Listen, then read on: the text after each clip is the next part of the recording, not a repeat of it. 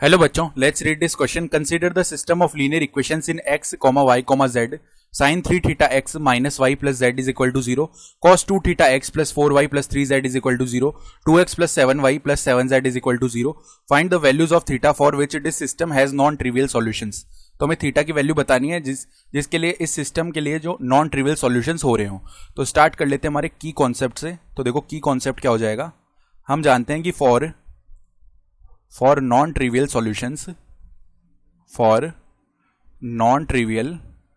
Solutions, जो value of determinant del है वो जीरो होना चाहिए।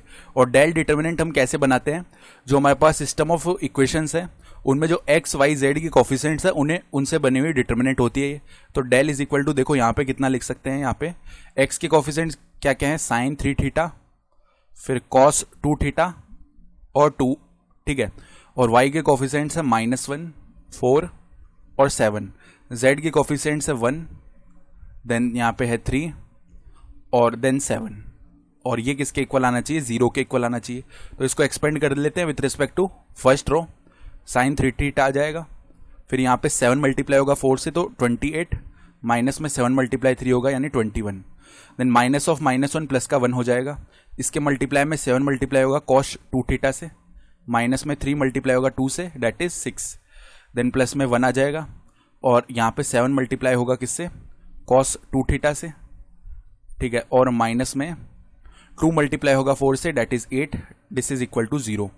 तो यहाँ से देखो ये हो गया 7 साइन 3 थीटा प्लस में 7 कॉस 2 थीटा माइनस का 6 प्लस में 7 कॉस 2 थीटा माइनस का 8, दैट इज इक्वल टू 0।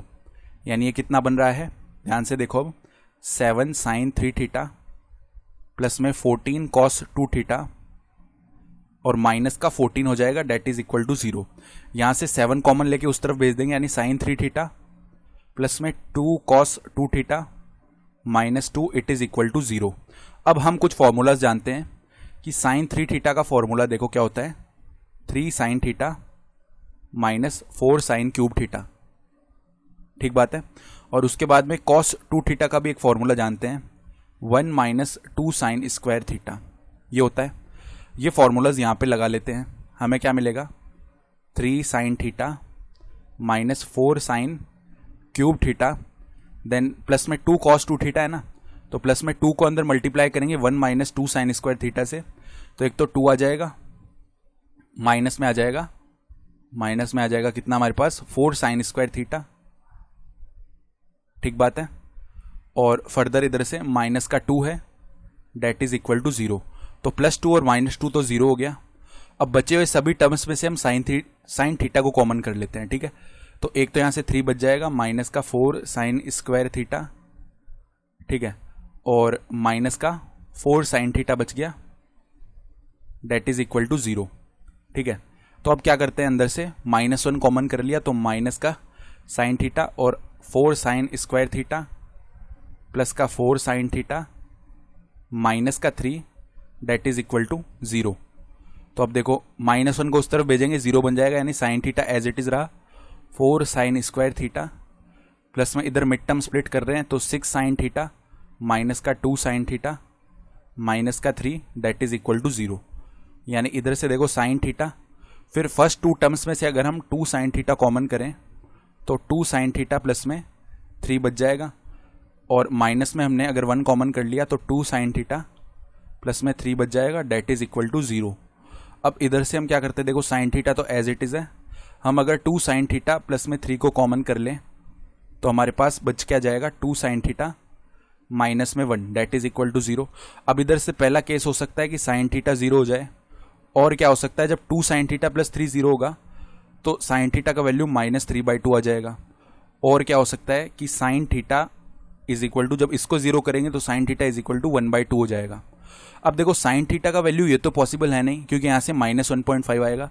हम जानते हैं साइन थीटा का वैल्यू कहाँ से कहाँ तक रिवॉल्व करेगा, -1 से 1 के बीच में ही रहेगा, यानी ये तो पॉसिबल है नहीं।